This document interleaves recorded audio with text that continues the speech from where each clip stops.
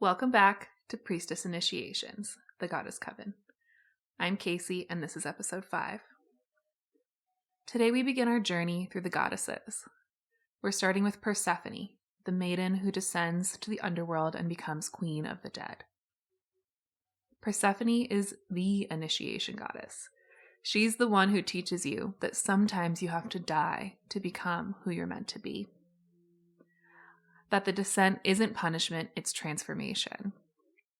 If you've ever lost yourself completely, if you've ever been dragged into the underworld of grief or loss or rupture, if you've ever had to become someone entirely new because the old you couldn't survive, you've met Persephone.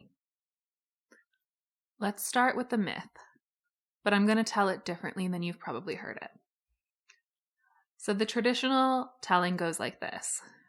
Persephone, innocent maiden, daughter of Demeter, the harvest goddess, is out picking flowers in a meadow. Hades, god of the underworld, sees her and desires her. The earth opens up, he abducts her, drags her down to the underworld, and makes her his queen against her will. Demeter grieves, the earth becomes barren, and eventually Zeus negotiates Persephone's return. But because she ate 6 pomegranate seeds in the underworld, she has to return there for 6 months every year. That's why we have winter. Demeter grieves when her daughter is gone. That's the story we're told. Innocent girl, violent abduction, victim, rescue. They frame it as tragedy, as violation, as a young girl's loss of innocence. They make Persephone passive, a victim passed between mother and husband, between upper and lower worlds, forever split and never whole. But let me offer you another reading. What if the descent wasn't an abduction? What if it was an initiation? Kore was the maiden. That's Persephone's other name. And it literally means the girl. Not even granted her own name, only her relationship to her mother. She was spring itself, youth eternal, flowers and sunshine, and surface beauty. She was what the world expected, innocent, obedient, ornamental. And she was suffocating in that expectation. What if Persephone wasn't a helpless victim, but a maiden on the threshold of transformation who had to descend, whether she wanted to or not, because that's what initiations do. They choose you. When the earth opened beneath her feet, when Hades emerged on his dark chariot, yes, she screamed. Anyone would scream when their world splits open. But here's what they don't tell you. Some part of her had been calling for exactly this rupture. Some part of her knew that to become herself, she would have to descend. What if the underworld isn't hell, but the depths of the psyche? The place where everything you've been avoiding lives. The place where grief, death, shadow, and truth reside. The underworld was not punishment. It was initiation. And in the darkness, away from her mother's watchful eye and the god's expectations, Kore met herself. She learned that she contained depths the surface would never have suspected. She discovered that she could rule as well as bloom, command as well as comply, bring death as well as life. She found her power not despite the darkness, but through it. Hades did not have to force her. That's the uncomfortable truth patriarchy can't metabolize. That sometimes women choose the darkness. Sometimes we marry our shadows. Sometimes descent is exactly what we need. What if becoming queen of the dead isn't a tragedy, but sovereignty, the ultimate power, ruling over death itself, holding the liminal space between life and death, becoming the one who guides souls through transformation? When Hermes came to rescue her, to return her to the world above where everything would go back to normal, Persephone, no longer Kore, made a choice. She ate 6 pomegranate seeds. She bound herself to the underworld. She ensured that she would return. And this is crucial. The pomegranate seeds were not a trap. They were a choice. They were keys. And there's a relationship here to Hecate, which we'll talk about later. But keys are part of Hecate's realm, this realm of liminal spaces. And Hecate served as a guide to both Demeter and Persephone during this time. And so Demeter, in her grief, had brought eternal winter, right? The upper world was dying because the mother could not let go of the maiden. This is the truth about that myth. It's not just about Persephone's transformation, but also about Demeter's refusal to accept it. Sometimes the people who love us most cannot bear to see us change, even when that change is our becoming.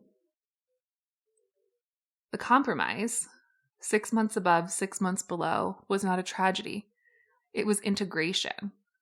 Persephone became the only deity who could walk freely between worlds, who could be both spring goddess and death queen, both innocent and initiated, both daughter and sovereign. She holds a duality without being split by it. And Hecate is the other one who can do this, but she is more than a deity. We'll get to her later this season. The patriarchal telling makes Persephone passive, powerless, forever a victim. But the initiatory reading, Persephone descends as a naive maiden and emerges as a sovereign queen. She doesn't just survive the underworld, she rules it. And when she emerges, she wears 2 crowns. When she returns to the surface each spring, she brings gifts from below, the knowledge of seeds buried deep, of growth that happens in darkness, of the death that makes all life possible. She's not the innocent girl who left. She's the queen who chose her crown. And when she descends each autumn, she does not go reluctantly, dragged back to captivity. She goes willingly, returning to her throne, to her power, to the kingdom she rules alongside, not beneath, Hades. She goes to do the work of transformation, to guide the souls of the dead, to tend the mysteries, to preside over the sacred darkness where all change begins. Persephone is the proof that you can integrate what seems opposite, that you can be soft and fierce, that you can serve your mother and claim your sovereignty, that you can love the light and choose the darkness, that you can return to where you came from and still be completely transformed. This is what happens in real initiations. Something comes for you. It feels like abduction, like your life being ripped away. You don't choose it. You're dragged down into the darkness, into the grief, into the dissolution of everything you knew. And you have 2 choices: stay a victim or become queen. Persephone teaches you how to become queen. So what actually dies when you descend? Kore dies. The girl who is only defined by her relationships, by what others expected, by her surface, beauty, and obedience. That version dies. Innocence dies. The belief that the world is safe, that nothing bad will happen if you're just good enough. That dies. Naivete dies. The part of you that doesn't know about darkness, death, pain, betrayal. That dies. The identity you built your whole life around dies. Maybe it's the perfect daughter. Maybe it's the one who has it all together. Maybe it's the one who doesn't need anyone. Whatever identity kept you safe in the upper world, that dies in the underworld. And control dies, the illusion that you can manage, fix, prevent, avoid the hard things. The descent teaches you that some things can't be controlled. They can only be surrendered to. This is what happens in real initiations. The earth opens beneath you. Your partner leaves. Someone you love dies. You get diagnosed. You lose your job, your home, your sense of who you are. The old life ends and you're dragged into the underworld, whether you want to go or not. And in the underworld, in the grief, the loss, the dark night of the soul, the maiden dies. Not metaphorically, actually. The version of yourself who existed before cannot survive this. She's too small, too naive, too fragile. She has to die so the queen can be born. But here's the hard part, and I think I said this before, but the death comes before the rebirth. Persephone doesn't immediately become queen. She sits in the underworld. She grieves. She adjusts to the darkness. She learns a new language, the language of death, shadow, liminal spaces. There's no rushing this. The descent takes as long as it takes. And this is what our culture can't tolerate. We want transformation without death. We want to skip the underworld and go straight to I'm healed, I'm whole, look how much I've grown. But Persephone doesn't get to skip it. And neither do you. Nothing new can grow without something old dying. That's what she teaches. That's the truth the pomegranate seeds represent. The choice to let the old self die so the new self can be born. So as the maiden dies in the underworld, what's born? The queen. In the underworld, Persephone learned the secrets of death and rebirth. She learned that nothing new can grow without something old dying. She learned that true power comes from knowing your darkness as intimately as your light. She learned that sovereignty sometimes requires choosing the path others fear, staying in places others flee from, embracing what the world calls terrible to discover its hidden treasure. She becomes queen of the dead. She doesn't just survive the underworld, she rules it. She becomes the sovereign of death itself, the one who holds the space between life and death. This is the power of descent. You don't come back the same. You come back sovereign. And sovereignty means no one can take your power anymore because you've already been to the worst place and survived it. You've already died. What else can they threaten you with? Sovereignty means you know the darkness intimately, so you're not afraid of it anymore. You can hold space for others in their descents because you've been there. You've become a guide. Sovereignty means you've integrated death. Not physical death, but the death of who you were, the death of illusions, the death of the false self. And once you've integrated death, you're free in a way the maiden never was. The maiden lives in fear of losing what she has. The queen has already lost everything and knows she can rebuild. The maiden needs to be liked, accepted, safe. The queen doesn't need anything from you. She's already complete. This is what Persephone teaches. And here's what's important. Becoming queen doesn't mean you never grieve again. It doesn't mean you're untouchable or invulnerable.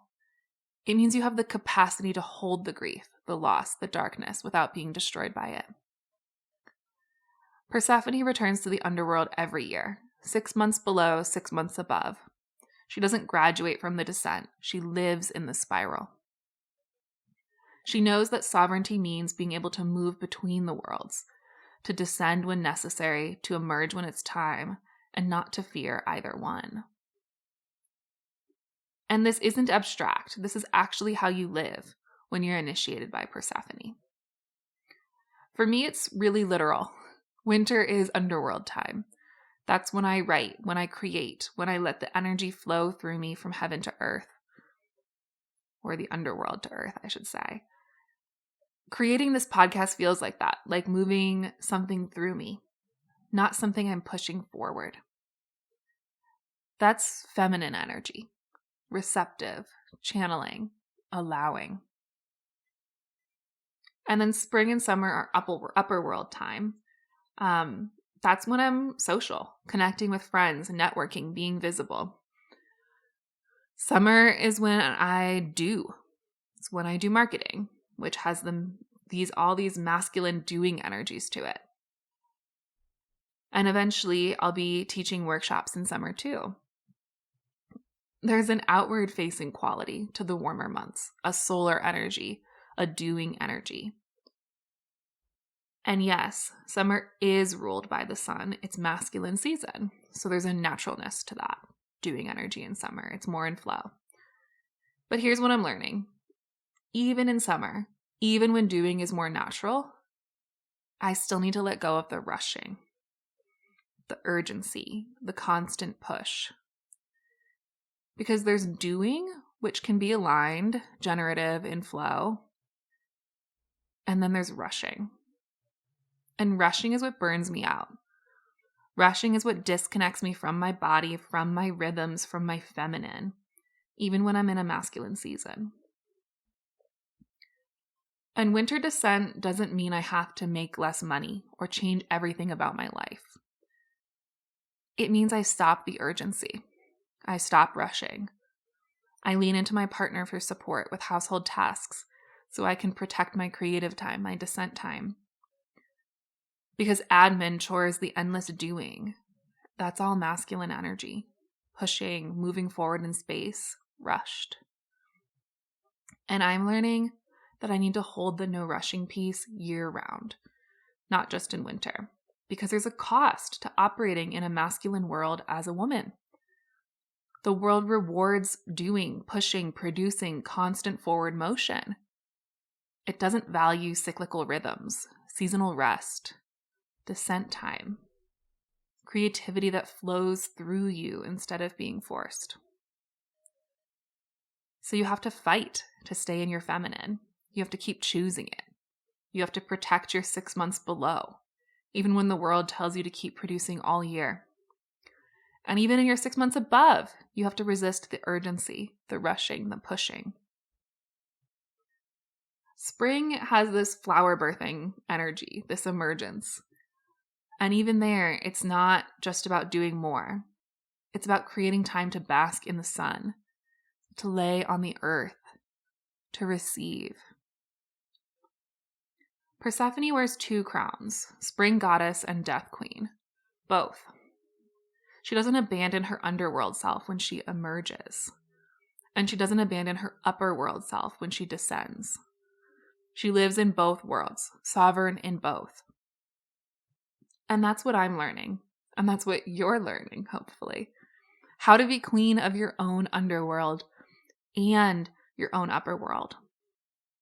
How to honor the rhythm, whatever that looks like for you. And it might be different than it does for me. But how to do so without rushing. To be visible without losing yourself. To move between winter's descent and summer's emergence. Without burning out in either one. This is a journey I revisit every seasonal change, every year. And Persephone is my guide. So let's talk about those 6 pomegranate seeds, because this is where the whole myth turns. The traditional telling says Hades tricked her.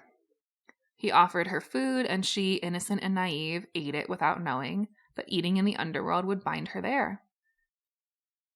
It's this poor Persephone feeling, trapped by her own innocence. But I don't believe that. After working with Persephone, I believe the 6 pomegranate seeds were a choice. And that when Hermes came back to take her to the surface, back to her mother, back to being Kore, the eternal maiden, Persephone made a decision. She ate the seeds, and she chose to bind herself to the underworld, ensuring she would return every year. Those 6 pomegranate seeds represent the sacred choice to claim all of yourself. Not just the parts that are acceptable, beautiful, easy. They represent saying yes to your own transformation, even when others call it a fall. Because here's the truth.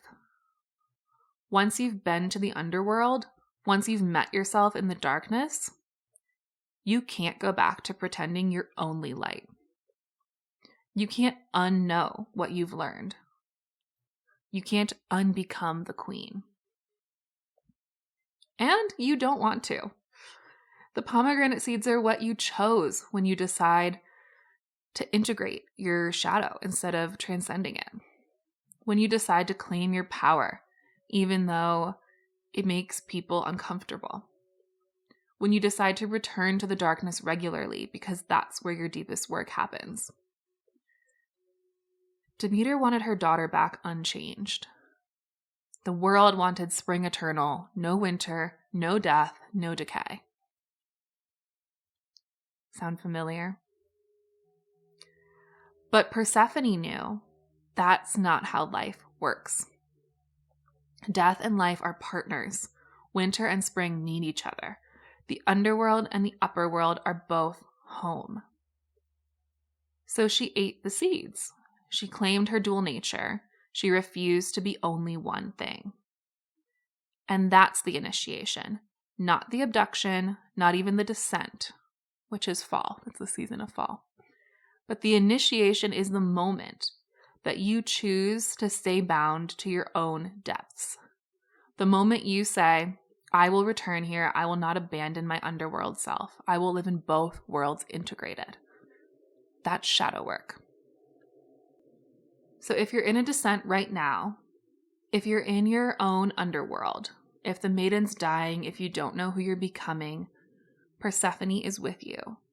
You're not lost. You're being initiated. And I've been initiated by Persephone multiple times.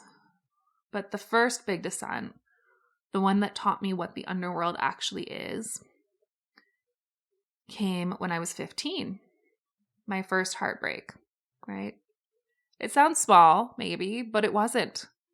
It was the death of innocent belief in Romeo and Juliet, in happily ever after, in the idea that if you just do the right thing, everything works out.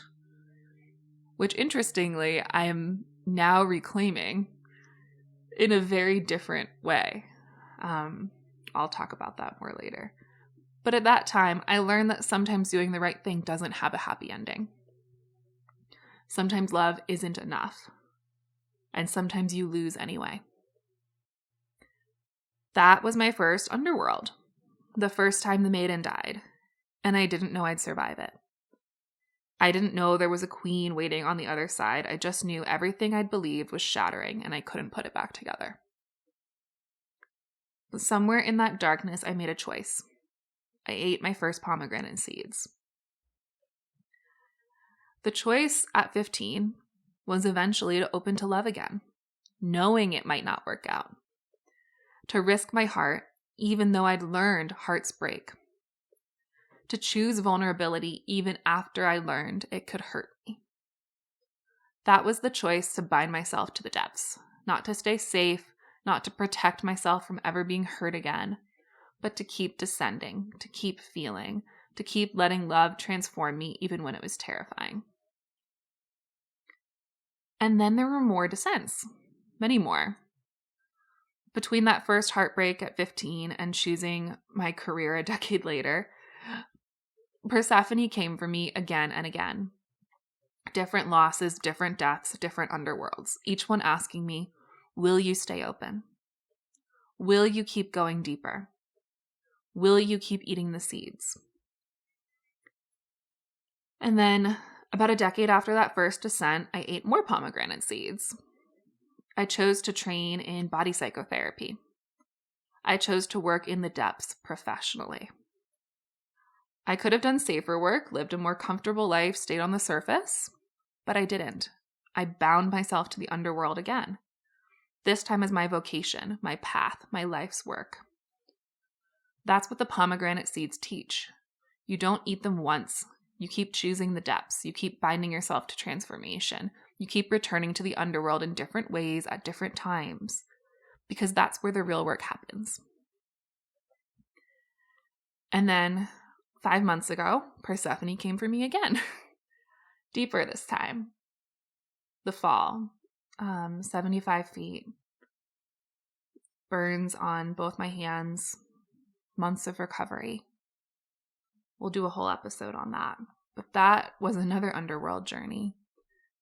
And I thought I knew Persephone. I'd been down so many times before. I'd already become a queen many times over. But this descent asked more. The maiden I'd been before the fall had to die. Even the queen I'd become through all those previous descents had to die. I was being initiated again, at a new level. And this is the spiral.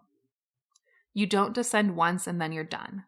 You return to Persephone at different depths in different ways throughout your life, over and over and over. And right now, in this fall and winter, my first since the fall happened, she's teaching me something new. She's teaching me how to actually live the 6 months.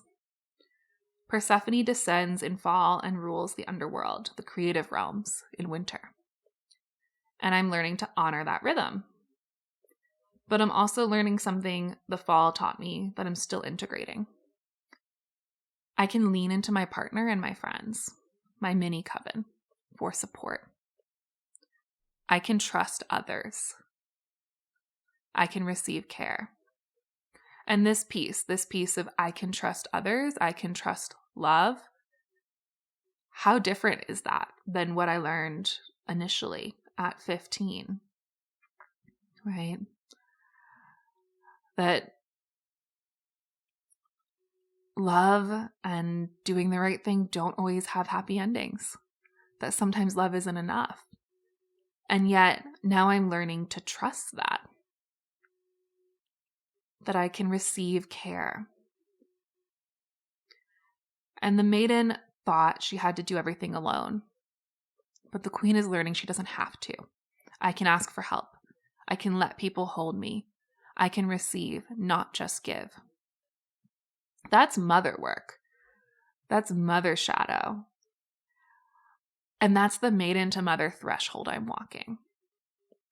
And Persephone's teaching me how to do it, how to descend into my creative underworld and let myself be held by my coven while I'm down there. I'm learning that I don't have to produce constantly.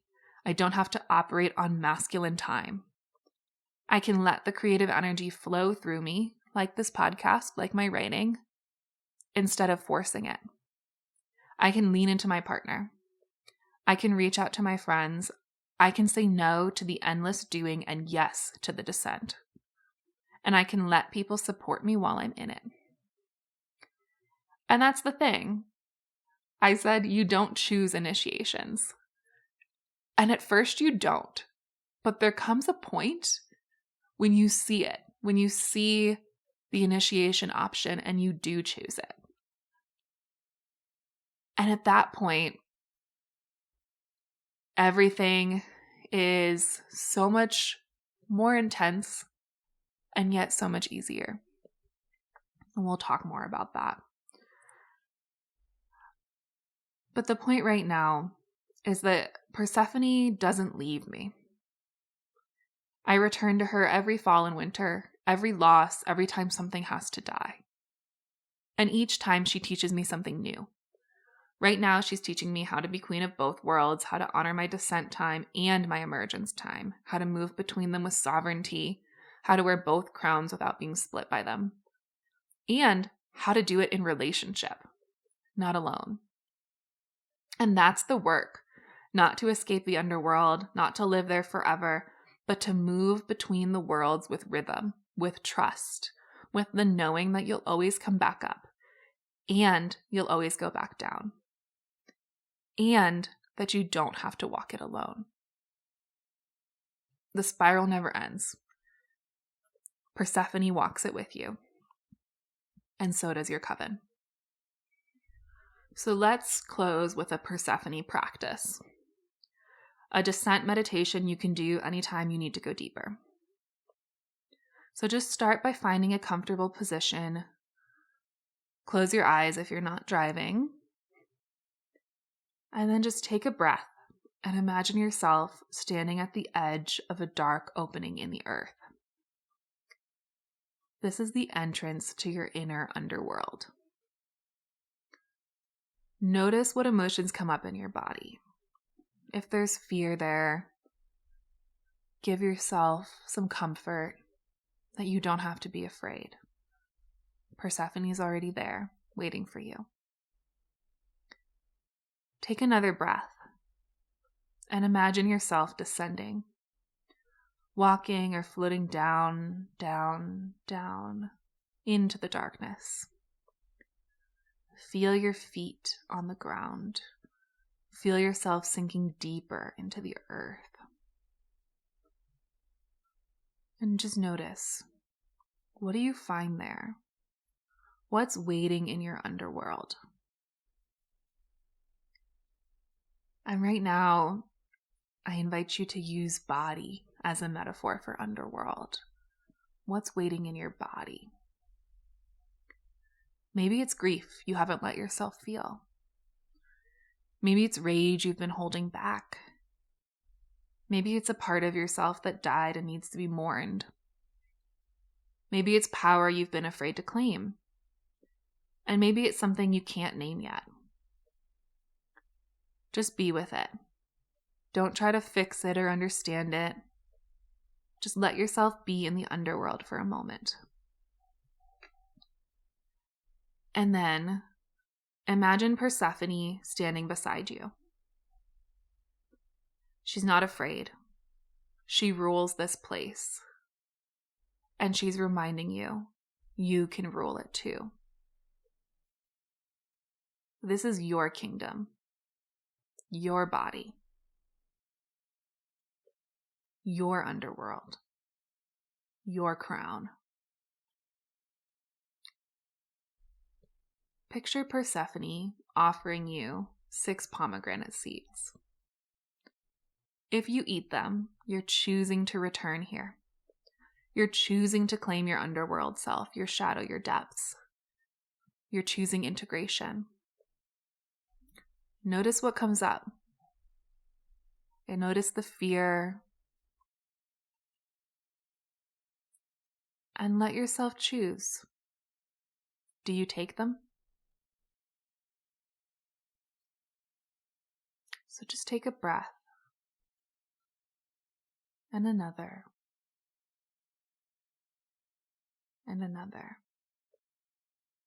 And make your choice. And when you're ready, bring yourself back. Feel your body. Feel your breath. Notice something beautiful in your environment.